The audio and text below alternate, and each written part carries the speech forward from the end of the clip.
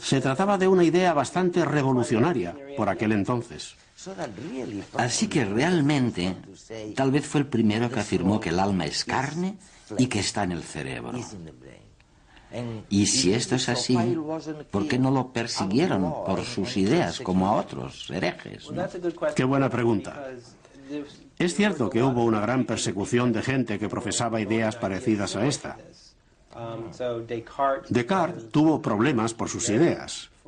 Thomas Hobbes afirmó que la mente no es más que materia en movimiento. Y los obispos de Inglaterra lo persiguieron, o por lo menos lo intentaron. Thomas Willis es un caso aparte, porque procuraba dejar espacio para la noción cristiana del alma. Él mismo era un cristiano tremendamente devoto. Así que no se cuestionaba los conceptos básicos del cristianismo. Simplemente quería analizar el cuerpo humano y aprender cosas sobre él. Y por el camino, aprender cosas sobre el alma. Por lo que a él no le parecía que hubiera ningún conflicto, ni tampoco a los líderes de Inglaterra. Además, era un científico con muy buenos contactos. Uno de sus amigos era el arzobispo de Canterbury y la principal personalidad religiosa de Inglaterra. Así que obtuvo protección.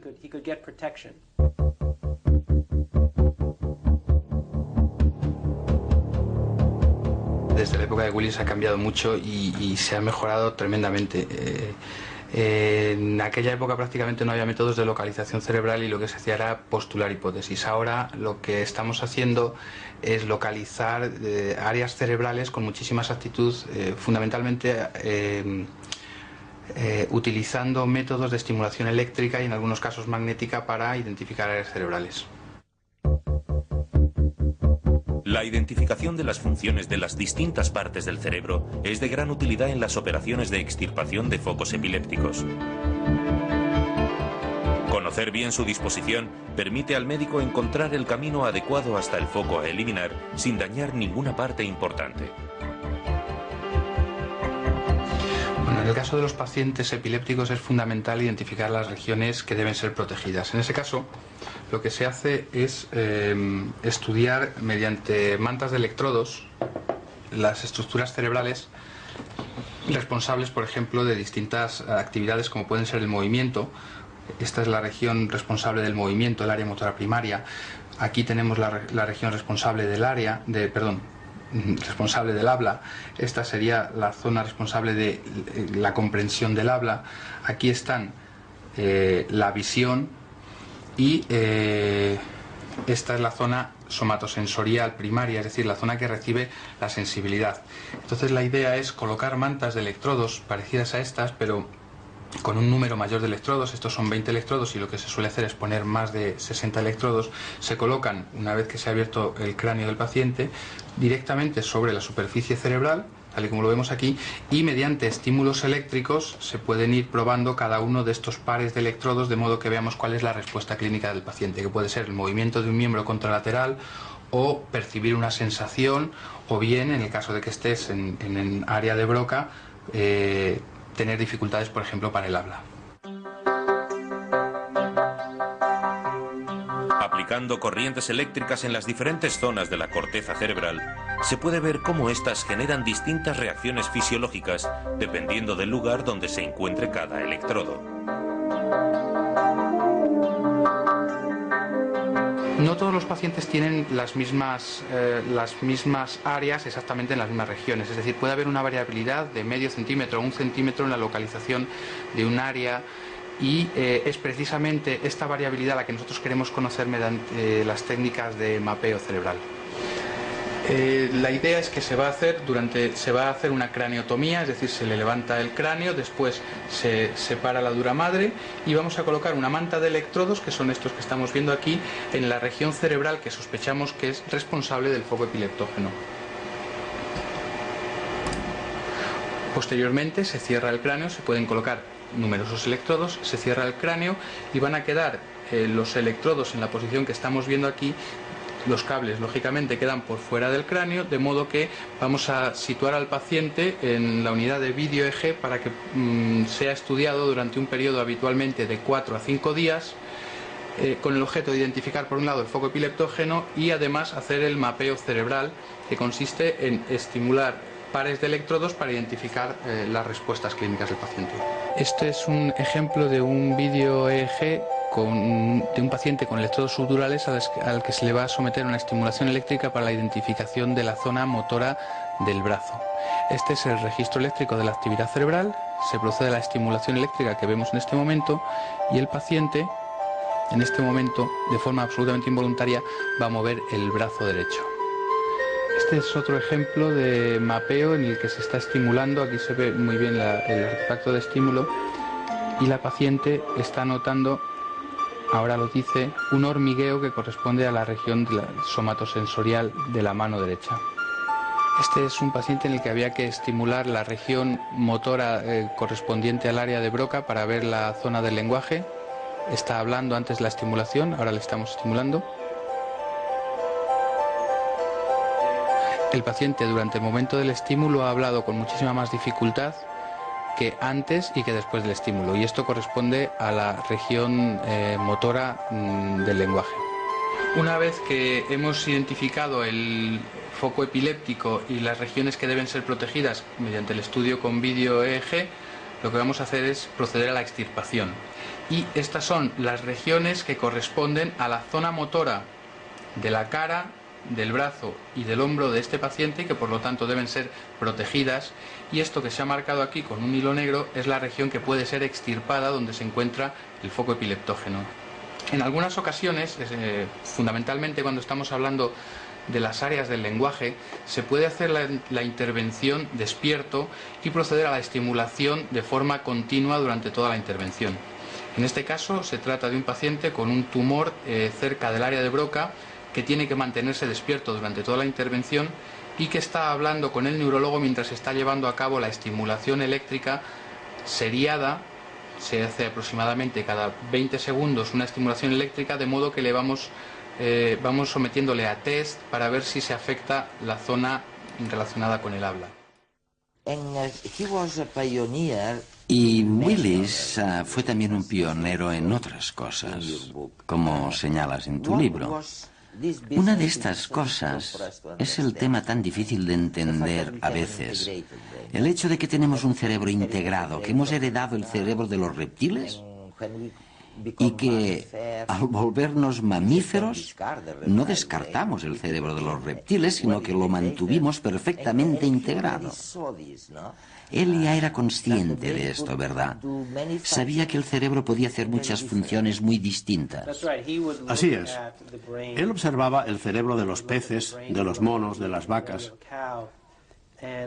Analizaba estos cerebros y veía semejanzas y diferencias. El cerebro humano se parecía mucho al cerebro de otros animales.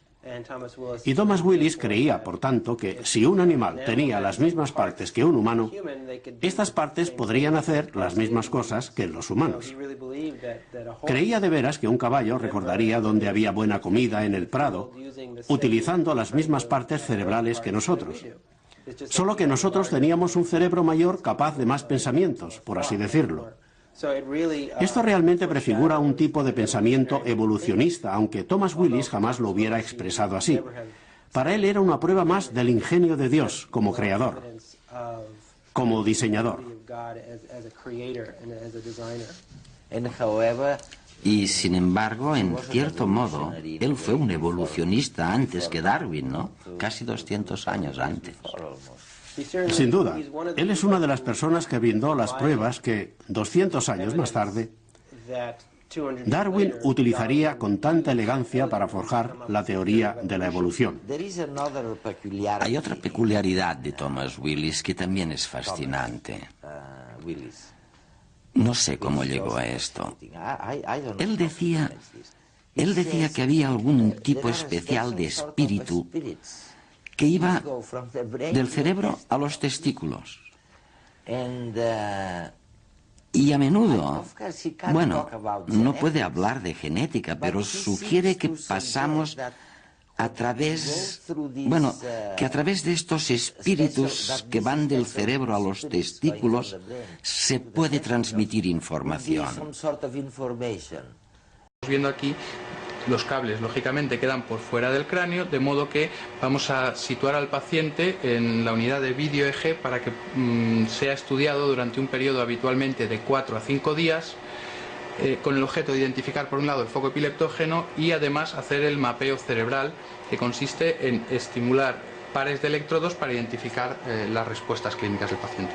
Este es un ejemplo de un vídeo EEG de un paciente con electrodos subdurales al que se le va a someter una estimulación eléctrica para la identificación de la zona motora del brazo. Este es el registro eléctrico de la actividad cerebral, se procede a la estimulación eléctrica que vemos en este momento y el paciente, en este momento, de forma absolutamente involuntaria, va a mover el brazo derecho. Este es otro ejemplo de mapeo en el que se está estimulando, aquí se ve muy bien el artefacto de estímulo y la paciente está notando, ahora lo dice, un hormigueo que corresponde a la región somatosensorial de la mano derecha. Este es un paciente en el que había que estimular la región motora correspondiente al área de Broca para ver la zona del lenguaje. Está hablando antes de la estimulación, ahora le estamos estimulando. El paciente durante el momento del estímulo ha hablado con muchísima más dificultad que antes y que después del estímulo, y esto corresponde a la región motora del lenguaje. Una vez que hemos identificado el foco epiléptico y las regiones que deben ser protegidas, pero con un número mayor de electrodos, estos son 20 electrodos y lo que se suele hacer es poner más de 60 electrodos, se colocan, una vez que se ha abierto el cráneo del paciente, directamente sobre la superficie cerebral, tal y como lo vemos aquí, y mediante estímulos eléctricos se pueden ir probando cada uno de estos pares de electrodos de modo que veamos cuál es la respuesta clínica del paciente, que puede ser el movimiento de un miembro contralateral o percibir una sensación, o bien, en el caso de que estés en área de Broca, tener dificultades, por ejemplo, para el habla. Aplicando corrientes eléctricas en las diferentes zonas de la corteza cerebral, se puede ver cómo éstas generan distintas reacciones fisiológicas dependiendo del lugar donde se encuentre cada electrodo. No todos los pacientes tienen las mismas áreas exactamente en las mismas regiones, es decir, puede haber una variabilidad de medio centímetro o 1 centímetro en la localización de un área y es precisamente esta variabilidad la que nosotros queremos conocer mediante las técnicas de mapeo cerebral. La idea es que se va a hacer una craniotomía, es decir, se le levanta el cráneo, después se separa la dura madre y vamos a colocar una manta de electrodos, que son estos que estamos viendo aquí, en la región cerebral que sospechamos que es responsable del foco epileptógeno. Posteriormente se cierra el cráneo, se pueden colocar numerosos electrodos, se cierra el cráneo y van a quedar los electrodos en la posición que estamos. Desde la época de Willis ha cambiado mucho y se ha mejorado tremendamente. En aquella época prácticamente no había métodos de localización cerebral y lo que se hacía era postular hipótesis. Ahora lo que estamos haciendo es localizar áreas cerebrales con muchísima exactitud, fundamentalmente utilizando métodos de estimulación eléctrica y en algunos casos magnética para identificar áreas cerebrales. La identificación de las funciones de las distintas partes del cerebro es de gran utilidad en las operaciones de extirpación de focos epilépticos. Conocer bien su disposición permite al médico encontrar el camino adecuado hasta el foco a eliminar sin dañar ninguna parte importante. Bueno, en el caso de los pacientes epilépticos es fundamental identificar las regiones que deben ser protegidas. En ese caso, lo que se hace es estudiar mediante mantas de electrodos las estructuras cerebrales responsables, por ejemplo, de distintas actividades como pueden ser el movimiento. Esta es la región responsable del movimiento, el área motora primaria. Aquí tenemos la región responsable del responsable del habla. Esta sería la zona responsable de la comprensión del habla. Aquí están la visión y esta es la zona somatosensorial primaria, es decir, la zona que recibe la sensibilidad. Entonces la idea es colocar mantas de electrodos parecidas a estas. Mediante el estudio con vídeo EEG, lo que vamos a hacer es proceder a la extirpación. Y estas son las regiones que corresponden a la zona motora de la cara, del brazo y del hombro de este paciente, y que por lo tanto deben ser protegidas. Y esto que se ha marcado aquí con un hilo negro es la región que puede ser extirpada, donde se encuentra el foco epileptógeno. En algunas ocasiones, fundamentalmente cuando estamos hablando de las áreas del lenguaje, se puede hacer la intervención despierto y proceder a la estimulación de forma continua durante toda la intervención. En este caso se trata de un paciente con un tumor cerca del área de Broca, que tiene que mantenerse despierto durante toda la intervención y que está hablando con el neurólogo mientras está llevando a cabo la estimulación eléctrica seriada. Se hace aproximadamente cada 20 segundos una estimulación eléctrica, de modo que le vamos sometiéndole a test para ver si se afecta la zona relacionada con el habla. Y Willis fue también un pionero en otras cosas, como señalas en tu libro. Una de estas cosas es el tema tan difícil de entender a veces. El hecho de que tenemos un cerebro integrado, que hemos heredado el cerebro de los reptiles y que al volvernos mamíferos no descartamos el cerebro de los reptiles, sino que lo mantuvimos perfectamente integrado. Él ya era consciente de esto, ¿verdad? Sabía que el cerebro podía hacer muchas funciones.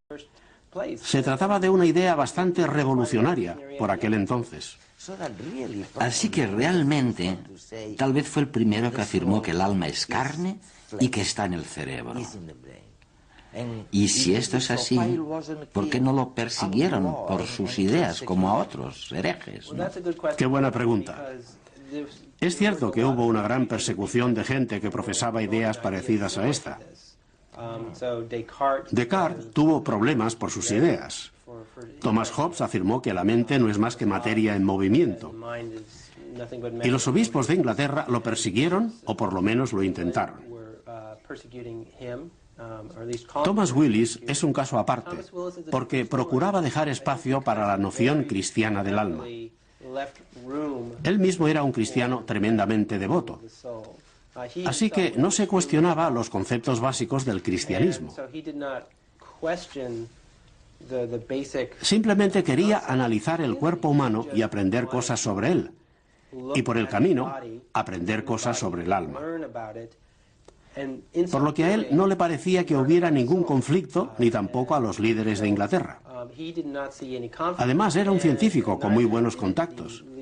Uno de sus amigos era el arzobispo de Canterbury y la principal personalidad religiosa de Inglaterra. Así que obtuvo protección.